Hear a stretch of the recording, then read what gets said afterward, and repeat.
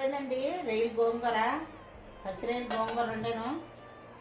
Super సూపర్గా అదిరిపోయింది. ఇంకో చూడండి, రొయ్యలు గోంగూర నోరు ఊరిపోతుంది. మా మనోడు పెడతాను, వాడికి చాలా ఇష్టం. నోట్లో పెడతాను మా యారికి.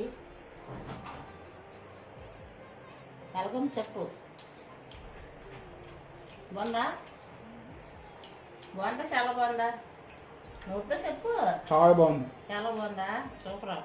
మా యారికి నచ్చితే మా ఇల్లు ఆదిరి నచ్చినట్టే. సూపర్గా ఉందంట. ఇదో సూపర్ సూపర్.